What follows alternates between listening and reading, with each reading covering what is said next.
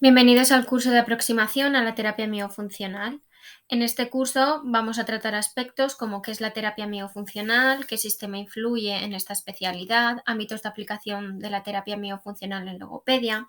También hablaremos sobre qué procedimientos debemos llevar a cabo en la evaluación e intervención miofuncional a nivel general.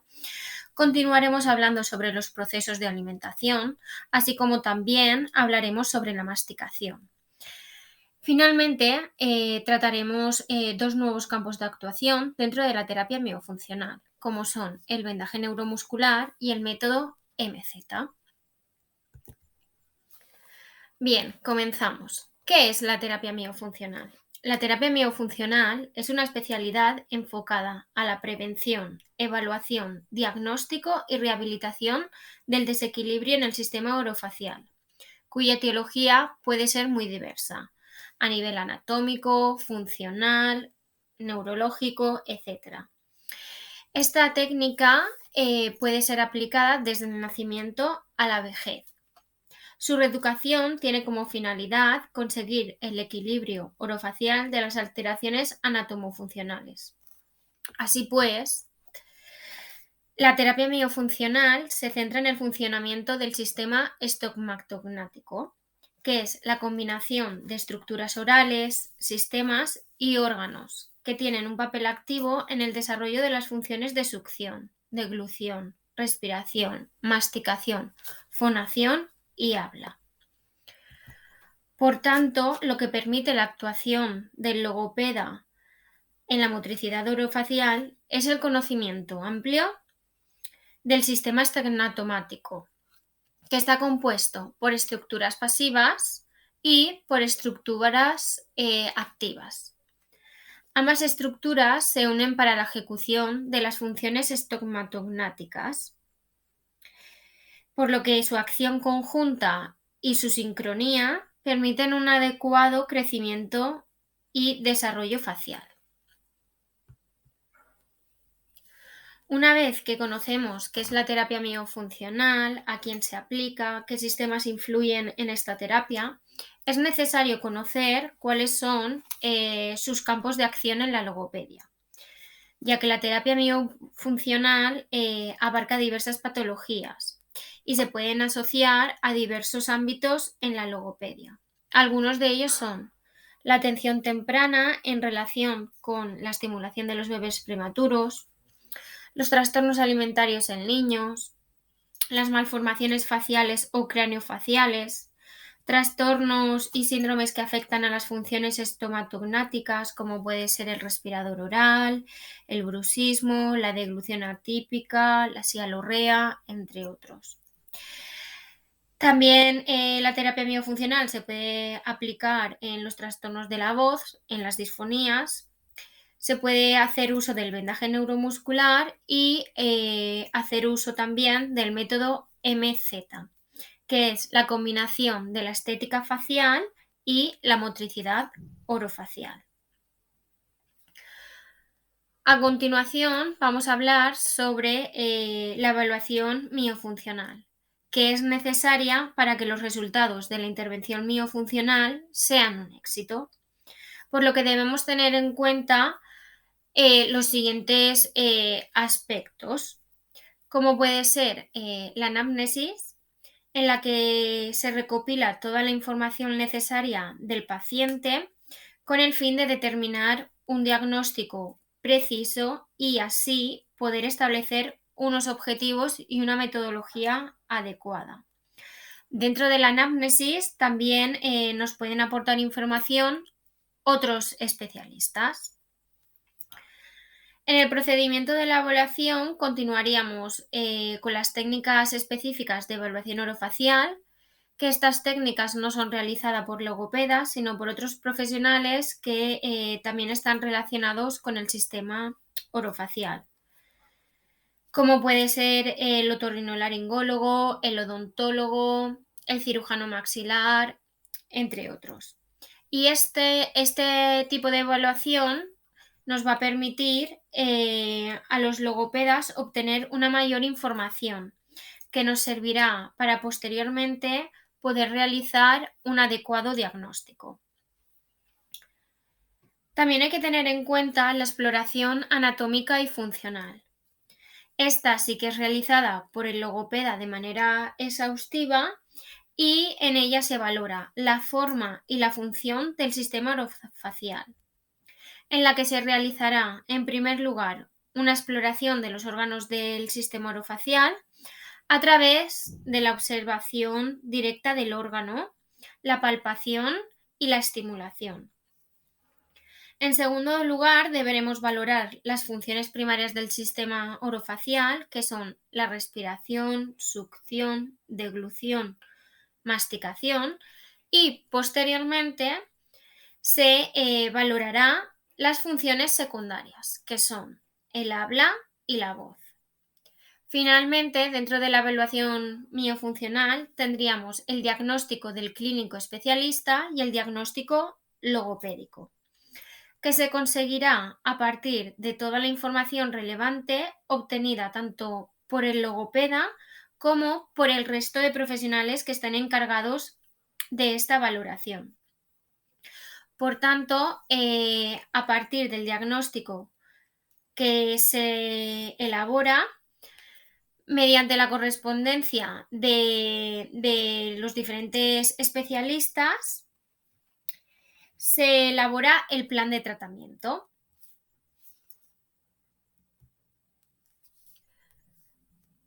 Una vez tenemos la evaluación, pasaríamos al tratamiento miofuncional.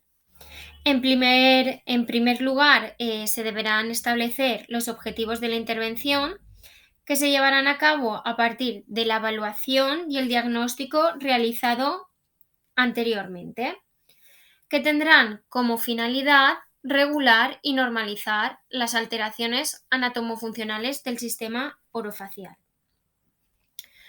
Tras consensuar los objetivos, debemos atender a una serie de condiciones generales para realizar la intervención miofuncional, como pueden ser basarnos en las necesidades del paciente, así como también en los resultados obtenidos en la evaluación.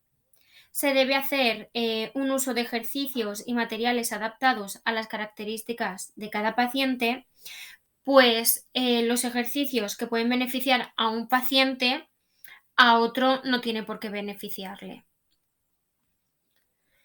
Otro aspecto que debemos tener en cuenta en el tratamiento miofuncional es la intervención multidisciplinar. La coordinación y la participación entre profesionales implicados en la intervención son fundamentales para conseguir el mismo objetivo. Por tanto, cada caso debería ser estudiado y tratado de manera multidisciplinar. No obstante, no todos los pacientes van a necesitar la intervención de varios especialistas clínicos, pero no está de más conocer los campos en los que actúa, ya que para los logopedas es necesario saber con qué medios contamos. Además, dentro de la intervención multidisciplinar, sobre todo en los casos de niños que requieren tratamiento miofuncional, no debemos olvidar a la familia, que también tiene un papel fundamental durante todo el proceso y de ellos también depende el éxito del tratamiento. Respecto al programa de intervención general, para poder establecer los objetivos, como bien hemos dicho anteriormente, partiremos de la evaluación exhaustiva. A partir de ella, los pasos que se siguen generalmente para la intervención se basan en el control postural, la función respiratoria, los órganos del sistema orofacial, las funciones del sistema orofacial, la automatización de los nuevos patrones, así como también se debe intervenir en la eliminación de los malos hábitos. Sin embargo, debido a que la terapia miofuncional abarca diversas patologías, esta programación es una secuencia generalizada, ya que cuando hay una patología determinada, se deberá planificar los objetivos y los tipos de ejercicios miofuncionales enfocados a dicho problema.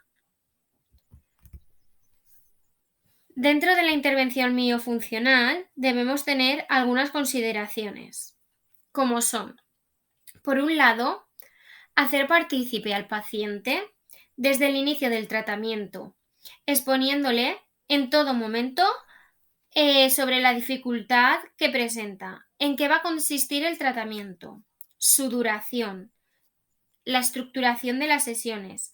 Además, debemos hacerle ver que queremos que tenga una participación activa, tanto en las sesiones de logopedia como en casa.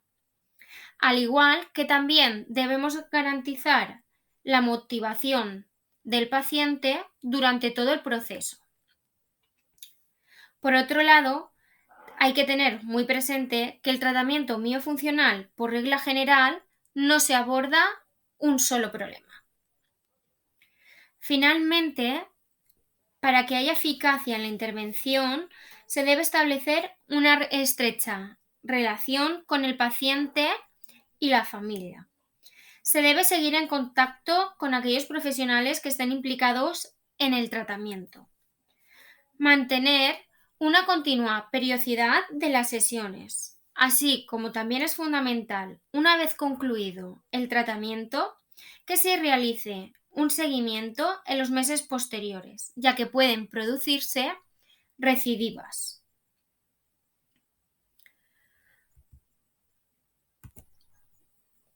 Continuamos con los procesos de alimentación. Los procesos de alimentación, como comer y beber, conllevan la intervención coordinada de distintos órganos y sistemas, por lo que la alimentación requiere de un esfuerzo activo y complejo. En la actualidad se ha observado que hay un incremento de la incidencia de niños en edades tempranas con alteraciones en los procesos de alimentación oral. Así pues, estas alteraciones se manifiestan de diversas maneras, tal y como menciona Barceló, como son la hipotonía orofacial, el rechazo persistente a determinadas texturas o sabores, la deglución con proyección lingual anómala e incluso pueden observarse episodios de atragantamiento o vómitos. Por tanto, para evaluar los procesos de alimentación es necesario tener en cuenta los siguientes aspectos. Es decir, vamos a ver cómo es el procedimiento de evaluación de los procesos de alimentación. En primer lugar, debemos contar con la anamnesis, en la que se debe crear un clima de confianza con los padres. Para ello es preferible que el niño no esté presente en este primer momento para que los papás se puedan expresar con total libertad. Dentro de la anamnesis también tendremos que obtener una descripción de las dificultades. Para ello se pide lo que es el motivo de consulta, se recogen las primeras impresiones y nos orientarán sobre las situaciones cotidianas de alimentación del niño. Hay que tener en cuenta que dentro de la anamnesis también se va a pedir a los papás los antecedentes clínicos del niño, como pueden ser desencadenantes biológicos por problemas de salud, como puede ser la prematuridad, patologías gastrointestinales o si hay algún síndrome o malformación craneofacial.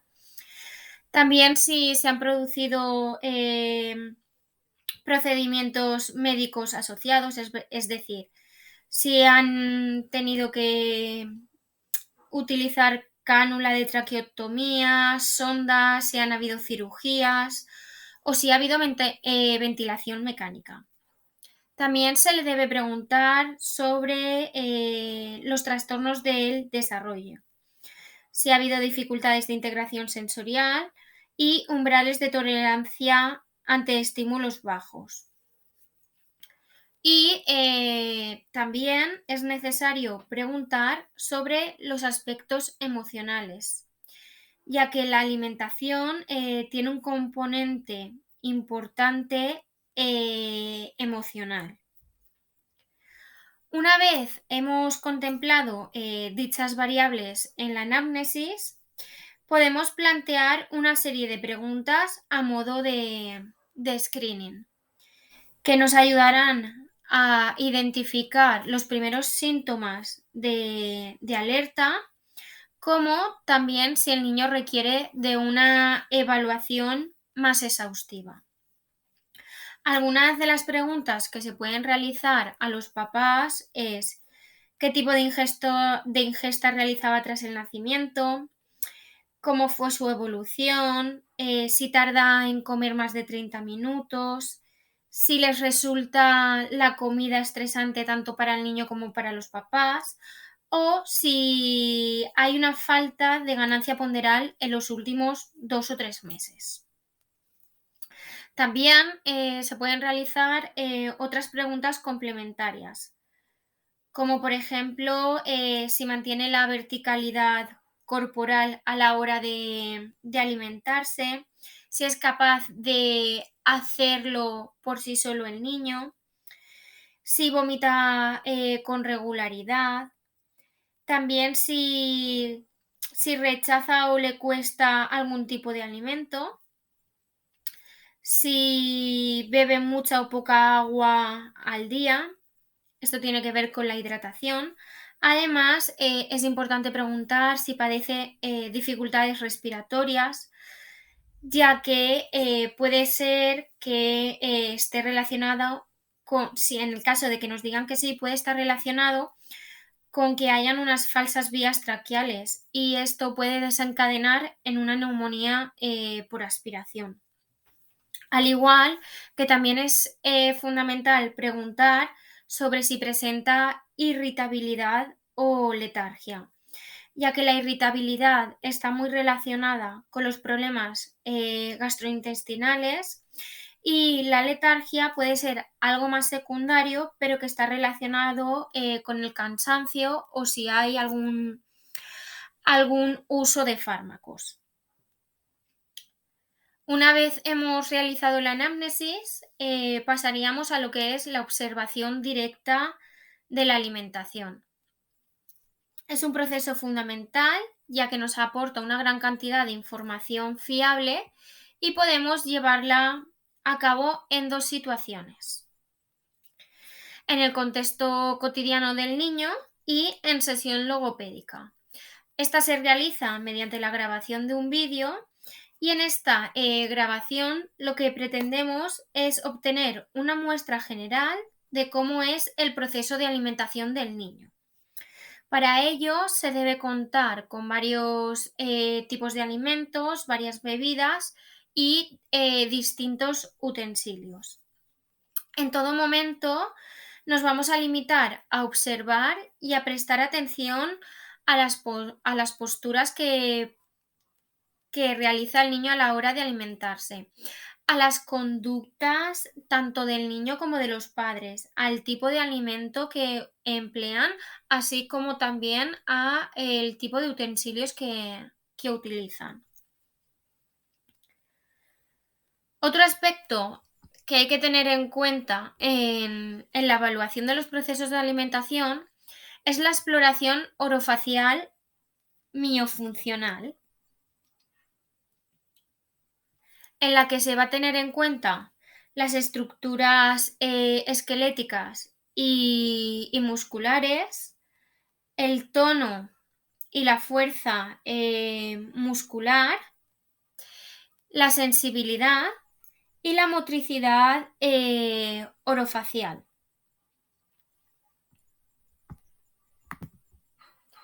Se evaluará todos estos aspectos para determinar si interfieren o no en el proceso de alimentación.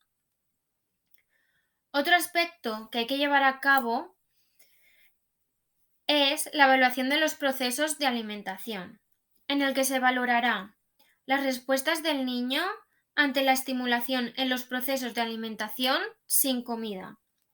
También se llevará a cabo un examen de la alimentación ante situaciones controladas, en las que queremos determinar qué habilidades o dificultades presenta ante la exposición de distintos alimentos, en el que tendremos en cuenta tanto las texturas, los sabores, las temperaturas, como los utensilios adaptados a sus necesidades.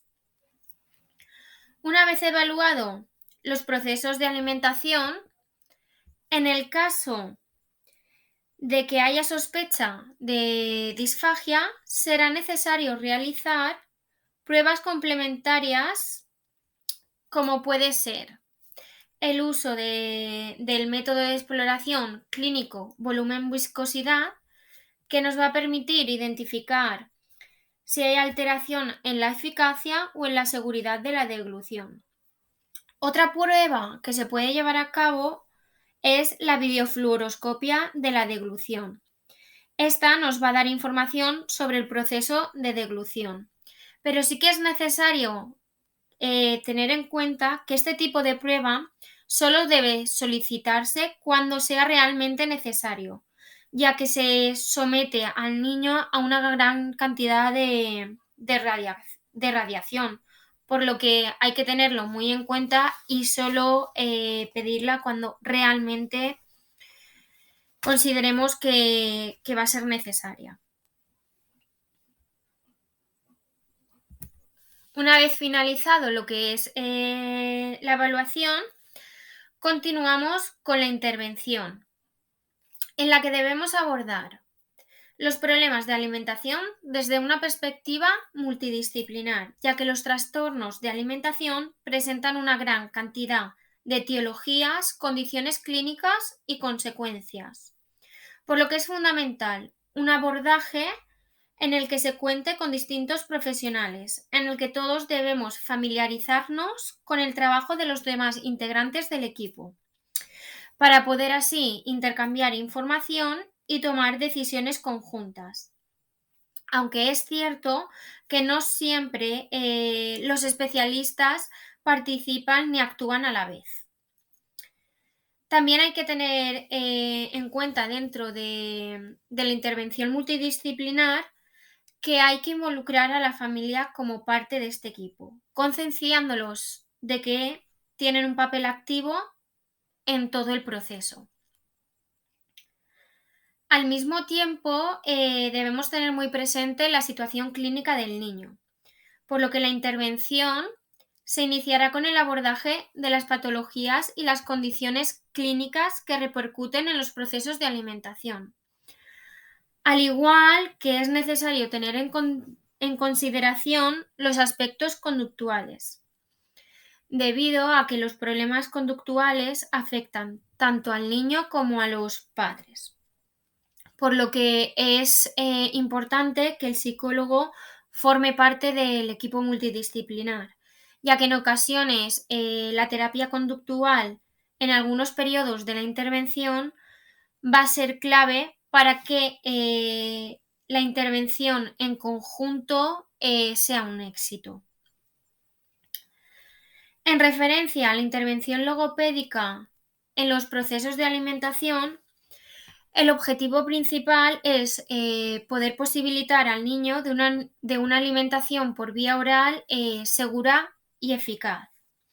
Y esta intervención se puede realizar a partir de dos modalidades distintas, pero que son complementarias. Tendríamos lo que es el tratamiento continuado, en el que se enseña a ofrecer la comida y entrenar las respuestas oromotoras necesarias para aceptar los nuevos alimentos, y dentro del tratamiento continuado nos encontraríamos con la combinación de dos modalidades, que son el tratamiento indirecto, en el que se trabaja previamente sobre los distintos grupos musculares sin que la función esté presente, es decir, en este caso, sin el uso de alimentos. Y también tenemos el tratamiento directo, en el que se trabaja con porciones pequeñas de alimentos, en el que debemos conocer los procesos sensorio-motores orales implicados en cada uno de los alimentos, como son las texturas, las consistencias, los utensilios que se van a utilizar y los métodos que se van a llevar a cabo. Además, dentro del tratamiento directo se orienta y se informa a los padres sobre la función de la deglución, la importancia de las posturas a la hora de realizar el proceso de alimentación, los tipos de alimentos y los modos de administración. Ambos tratamientos se pueden realizar conjuntamente, en combinación. Por otro lado, tenemos lo que es el procedimiento de seguimiento o supervisión, en el que tanto el niño como la familia van a necesitar un apoyo continuado, por lo que en ocasiones tan solo va a ser corroborar que el proceso transcurre sin incidencias, pero es necesario que haya esta supervisión.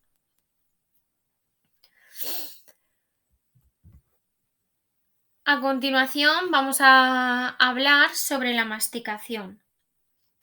La masticación es una actividad neuromuscular compleja que tiene como finalidad la degradación del alimento, es decir, triturarlo, transformándolo en partículas cada vez más pequeñas para que puedan ser ingeridas.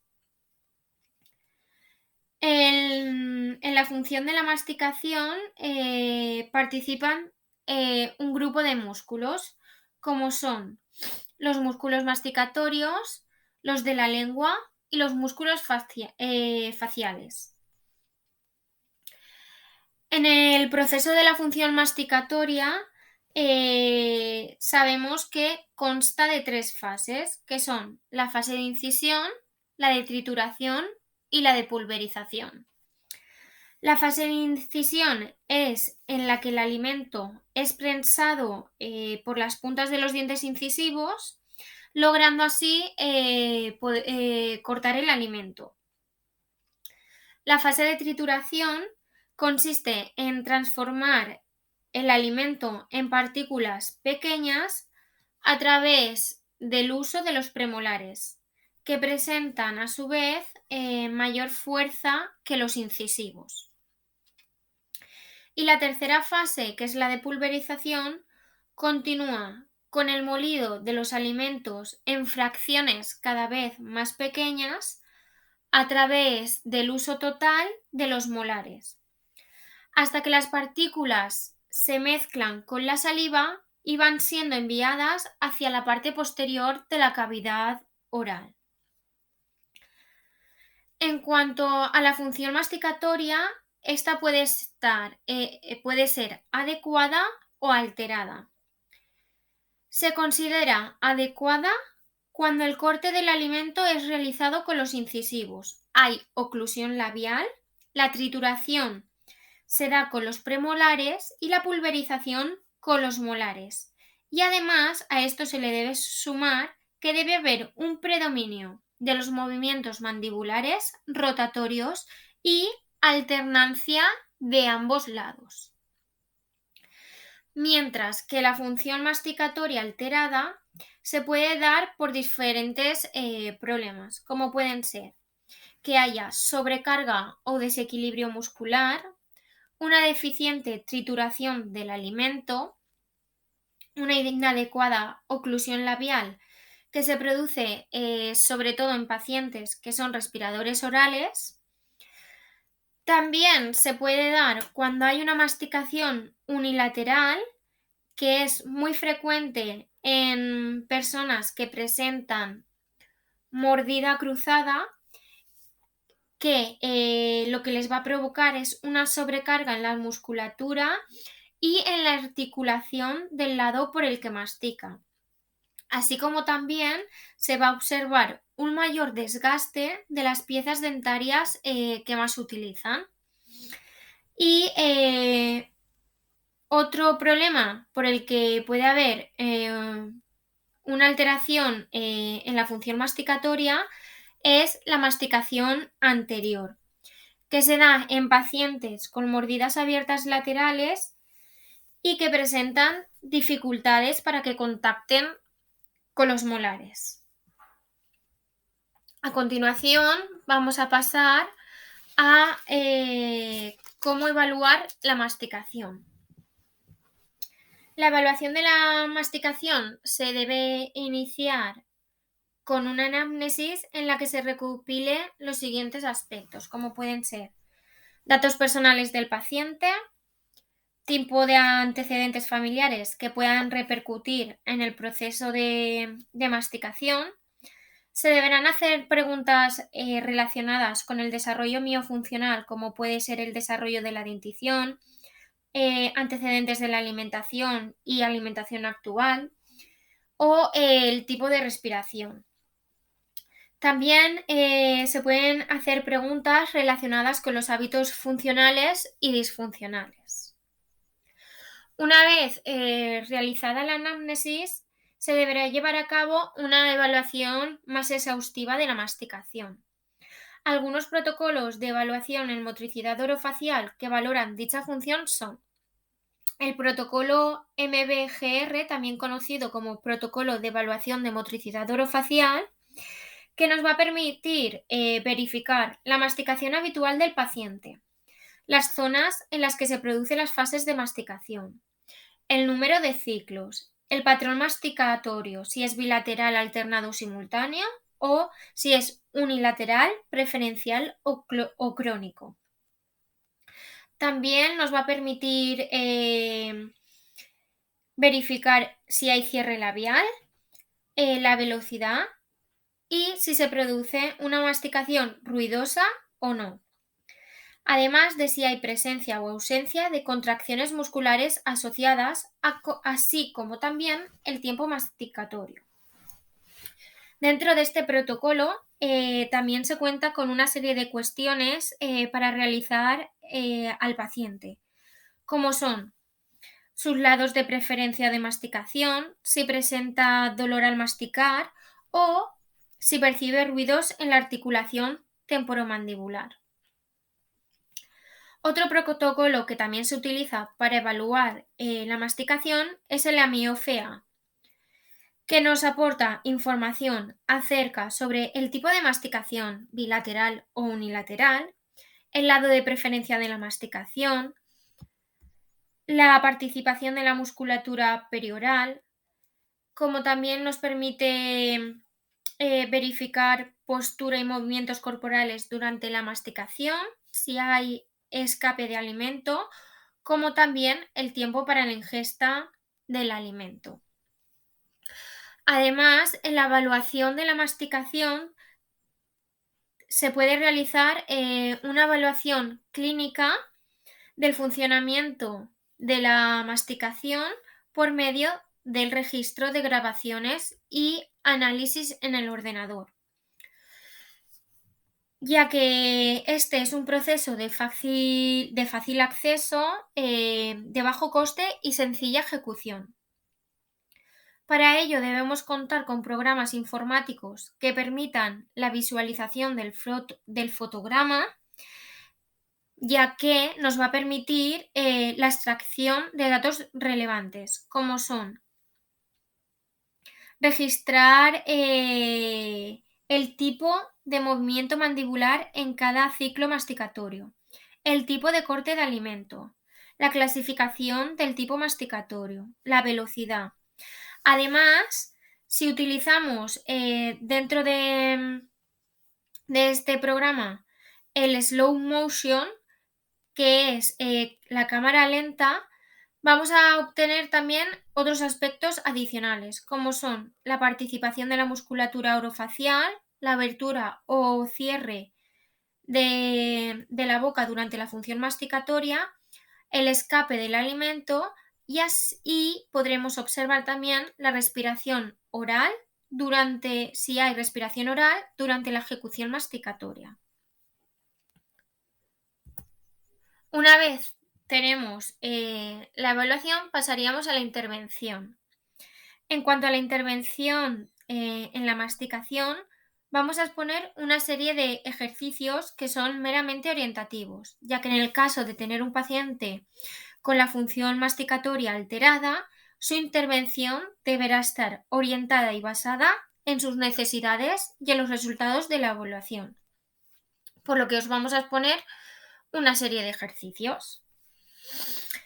Como por ejemplo, aprender a masticar con oclusión labial. Pues para ello El paciente deberá masticar primero de manera incorrecta con la boca abierta y posteriormente deberá masticar con la boca cerrada, mirándose frente al espejo sin alimento y manteniendo el sellado labial.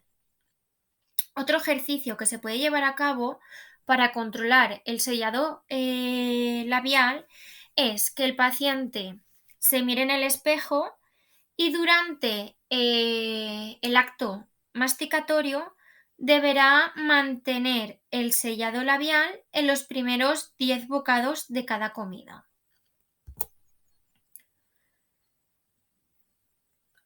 Otro ejercicio que podemos llevar a cabo para controlar la masticación con sellado labial y ayudas externas es el siguiente.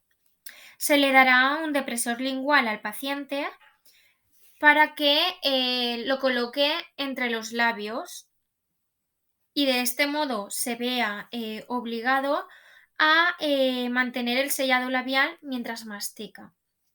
Es importante que cada vez que vaya a introducirse el alimento se retire el depresor y posteriormente, una vez introducido el alimento en la boca, se lo coloque de nuevo. ¿Qué podemos hacer para conseguir una masticación bilateral mediante movimientos de rotación, apertura y cierre mandibular? Pues el paciente deberá colocarse delante del espejo, se colocará una porción de alimento blando en un lateral de la arcada dentaria y deberá trasladar el alimento de un lado a otro hasta ingerirlo. Otro ejercicio que podemos llevar a cabo cuando la masticación se encuentra alterada es trabajar la musculatura de maseteros y temporales para aumentar el tono, ya que a veces puede haber una asimetría e hipotonía de estos. Para ello se puede hacer un uso de alimentos duros como puede ser una zanahoria o utilizar gomas tubulares de distintos tamaños y durezas y se deberán colocar en el lado hipotónico y el paciente deberá mascar. A continuación vamos a pasar a los dos nuevos campos de actuación de la terapia miofuncional. En primer lugar vamos a hablar sobre el vendaje neuromuscular y os vamos a dar diferentes aspectos sobre los que son importantes del vendaje neuromuscular. Es necesario saber que en los años 70 los fundamentos del vendaje neuromuscular fueron sentados en Japón por el doctor Kenzo Kase, que en el año 1988 fue utilizado el vendaje neuromuscular en los Juegos Olímpicos de Seúl por los integrantes del equipo olímpico de voleibol de Japón durante esos Juegos. Y que en 1995 llega a Estados Unidos. ¿Qué es el vendaje neuromuscular? El vendaje neuromuscular es una cinta de algodón 100% con una elasticidad del 40% en su longitud, con un adhesivo acrílico de calidad médica, la cual se activa con el calor. El papel de protección del vendaje neuromuscular le confiere un 10% de estiramiento a la cinta y este vendaje permanecerá pegado a la piel durante 3-5 días, que es el tiempo de efectividad. En relación al uso de cintas, podemos decir que se fabricaron diferentes colores para distintas patologías. Los colores cálidos, que serían la gama de los rojos, se utiliza para patologías musculares en las que hay que aumentar el tono.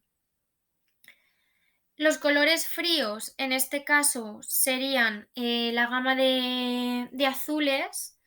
Se utiliza para tratar patologías musculares en las que se requiere relajar el músculo, sobre todo para tratamientos vasculares, linfáticos y venosos. Y tendríamos las tintas de color neutro, en este caso sería el beige, que se utilizaría para cualquier patología. Debemos tener en cuenta también que el vendaje neuromuscular tiene 3 mecanismos de acción básicos.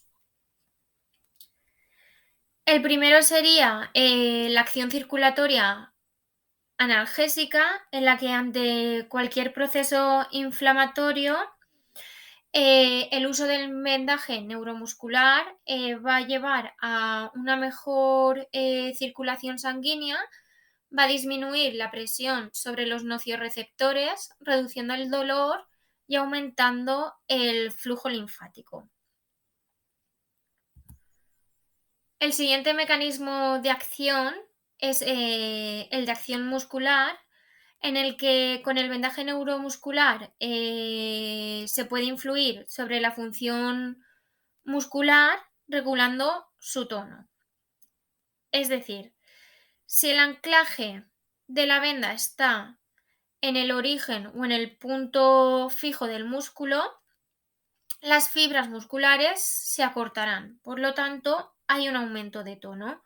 Mientras que si el anclaje de la venda está en la inserción o en el punto móvil del músculo, las fibras musculares se elongarán y por tanto habrá una disminución del tono.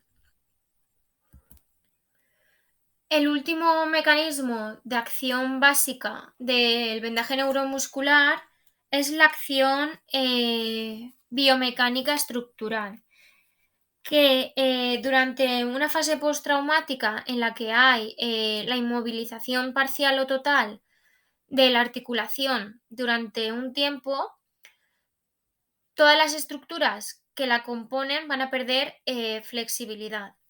Por tanto, la aplicación del vendaje neuromuscular tras este periodo va a permitir que haya una mejora en el soporte y la circulación cinética de la articulación y también va a recuperar la propiocepción y aumenta la estabilidad.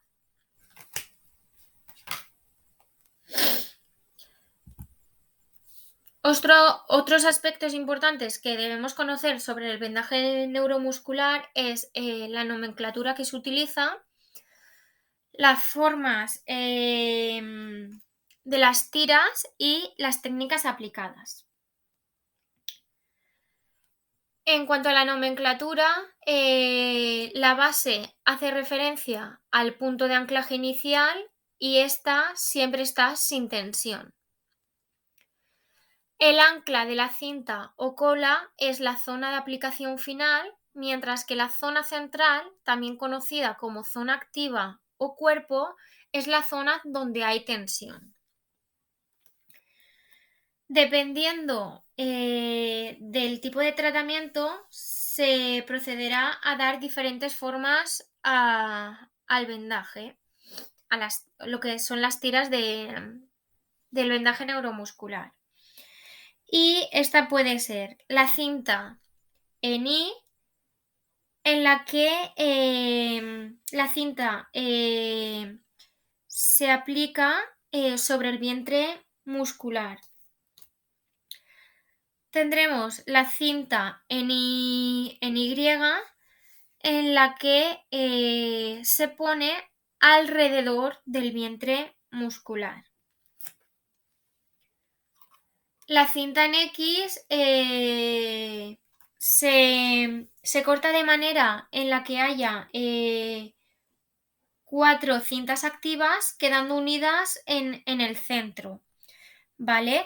Y lo que se hace es que va desde el punto central hacia alrededor del vientre muscular y se realiza para ampliar las bases de aplicación o para evitar partes sensibles, como puede ser el codo o el hueco popliteo.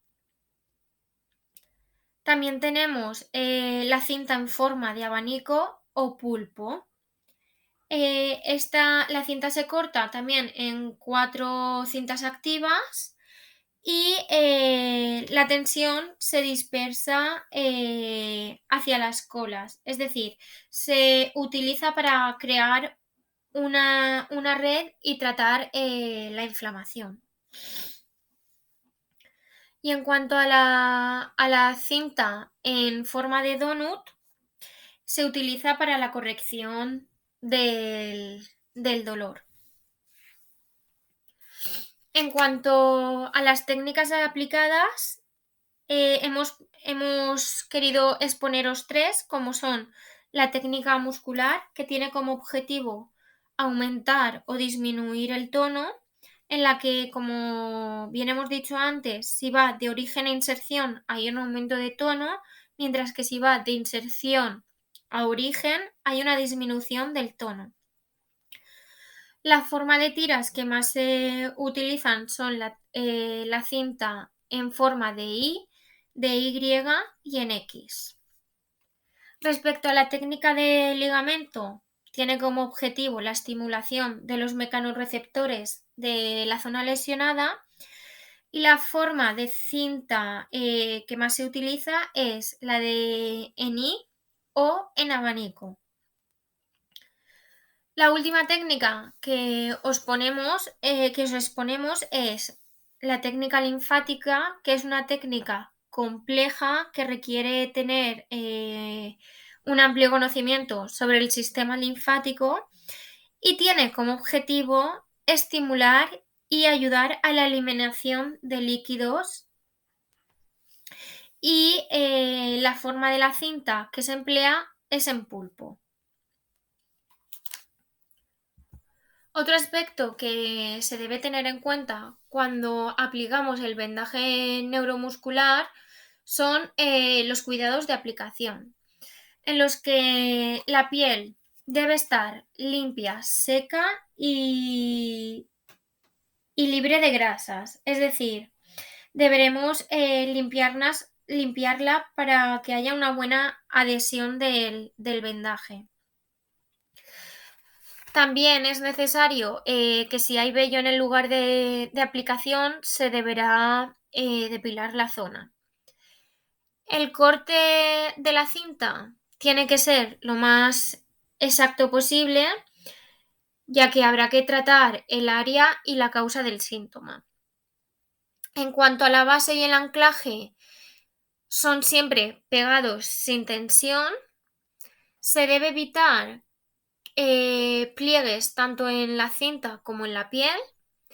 Tras la aplicación de la cinta se frotará para activar el adhesivo y el vendaje neuromuscular es importante quitarlo en dirección del vello, ya que si no nos vamos a quitar todo el vello que tengamos si lo hacemos en dirección contraria. Y se recomienda quitarlo mientras se ducha o utilizando jabón o aceites. El vendaje neuromuscular puede tener indicaciones y contraindicaciones. Es indicado para la estimulación de los músculos hipotónicos, para la relajación de los músculos hipertónicos, para que haya una reducción de la inflamación y del edema, para la protección articular y también para mejorar la propiocepción y aliviar el dolor. Pero el vendaje neuromuscular está contraindicado para aquellas personas que tengan trombosis venosas, presenten úlceras o heridas tengan carcinomas o metástasis, presenten alergias cutáneas, haya personas con diabetes, también está contraindicado. Si una persona tiene problemas cardíacos o renales, no se le va a poder aplicar el vendaje neuromuscular, así como tampoco a mujeres embarazadas.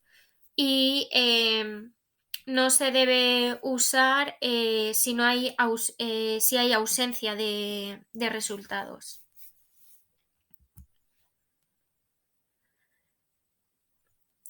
Aspectos que debemos tener en cuenta en relación a las patologías en las que podemos aplicar el vendaje neuromuscular. Las podemos aplicar en disfonías, en personas que presenten disfagia, en interposición lingual y en deglución atípica, para controlar el babeo, la sialorrea y en pacientes que sean respiradores bucales. También se puede utilizar en patologías funcionales como disglosias, maloclusiones o malformaciones craneofaciales, en parálisis facial o en alteraciones de la articulación temporomandibular. Finalmente, los aspectos que hay que tener en cuenta es que el uso del vendaje neuromuscular en logopedia parte del estudio de lo que es la anatomía, la fisiología, la biomecánica y la neurofisiología, y que su aplicación debe ser realizada por profesionales del área de la salud que deben tener una preparación y un conocimiento óptimo de la técnica para poder aplicarla. A continuación, vamos a tratar otro campo de actuación nuevo dentro de la terapia miofuncional. Para ello, os vamos a hablar sobre una aproximación al método MZ de fonoaudiología y estética. ¿Qué es el método MZ?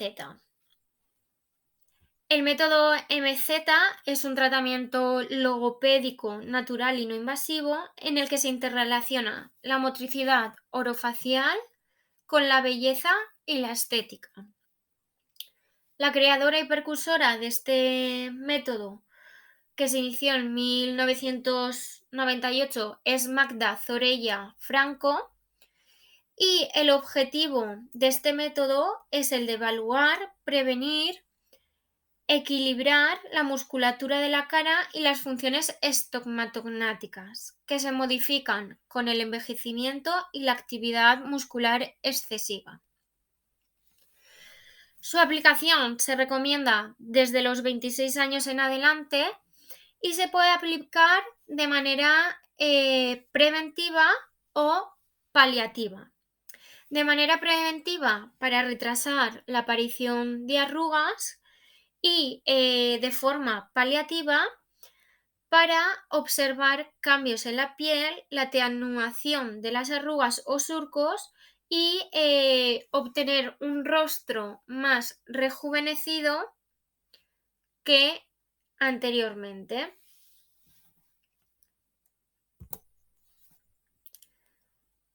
Tal y como menciona Franco 2017, las premisas de este método de trabajo son, por tanto, la existencia de arrugas o pliegues de expresión facial, señales de envejecimiento o de cansancio en el rostro, flacidez de la musculatura, el desequilibrio en las funciones estomatognáticas, el exceso de uso de los músculos de expresión facial, contracciones orales y faciales exageradas y la interrelación entre las funciones estomatognáticas o el uso de la musculatura o aparición y mantenimiento de las arrugas de expresión. Es decir, se deben dar estas premisas, alguna de estas premisas, para poder llevar a cabo el método. A continuación, os vamos a hablar sobre la evaluación del método MZ, que lo que busca es interrelacionar los posibles desequilibrios miofuncionales. Para ello, lo que se realiza primero es una anamnesis y una observación del paciente en el que se solicita alguno de los siguientes datos, como son la queja del paciente y percepción propia del paciente, en la que se le pide una comparativa entre sí mismo y otras referencias. También se le pide información acerca de las funciones estomatognáticas, como respiración habitual, tipo de masticación, si es bilateral, si es rápida o lenta. También se le pide cómo es su deglución o si presenta alguna dificultad en el habla. Otras cuestiones que se deberán tener en cuenta están relacionadas con las actividades físicas y diarias, es decir, cómo es su estilo de vida o si practica deporte. También se le va a preguntar por aspectos como la hidratación, la exposición solar, si es fumador o no, si se cuida el rostro, cómo es el sueño, e incluso en mujeres se les pregunta sobre la menopausia. Es necesario saber si ha pasado, está pasando o va a pasar por esta etapa, ya que cuando están en el proceso, están con la menopausia, las mujeres, se produce un envejecimiento más rápido de lo que es la piel. También se realiza una evaluación más exhaustiva del sistema estomatognático en la que se tiene en cuenta la función, las partes blandas y duras, la postura corporal, así como la función y la relación entre otros aspectos. Es decir, se debe hacer una recopilación de todos los datos pertinentes en una evaluación de motricidad oral. También en esta evaluación se hace uso de pintura sobre una figura para examinar las señales de los músculos de expresión facial y de las arrugas. Se hace uso de fotografías para examinar, comparar e informar al paciente del trabajo y los resultados. Y finalmente se evaluará el tipo de arrugas y su intensidad. Una vez realizada la evaluación, continuamos con el tratamiento del método MZ, que tiene como principio básico la relajación, el estiramiento y la suavización de la musculatura orofacial, lo que provoca que las funciones estomatognáticas se modifiquen con la finalidad de mejorar el equilibrio, reducir los excesos y los movimientos innecesarios. En relación con el plan terapéutico individual, este se basa en las necesidades específicas de cada paciente y es un proceso de trabajo breve que en general se realizan unas 10 sesiones. Se iniciará el tratamiento terapéutico individual con la evaluación miofuncional mencionada antes. Se continúa con la sesión de orientaciones básicas que se basa en informar al paciente sobre el correcto funcionamiento de las estructuras estomatognáticas y las estructuras orales, además de las posturas que van a ser modificadas. Después se llevan a cabo entre 8 y 10 sesiones de terapia consecutivas, una por semana, que están compuestas por masajes, estiramientos y movimientos específicos, que estos serán detallados para que el paciente los pueda llevar a casa y practicarlos en su día a día. Una vez finalizadas las sesiones consecutivas, se pasa a realizar 2 sesiones con intervalos de 15 días cada una, que son las llamadas altas parcial y alta total. en la que se establecen aquellos estiramientos y movimientos más importantes para el paciente para que continúe aplicándolos en su vida cotidiana. Finalmente, se realizan controles de seguimiento cada 3 meses durante un año para tener una noción de cómo se mantienen los resultados. Por último, se debe tener presente que el método MZ es un trabajo puramente logopédico y es necesario que aquellos profesionales que quieran aplicar dicho método se deben especializar en él a través de la formación y la investigación del mismo.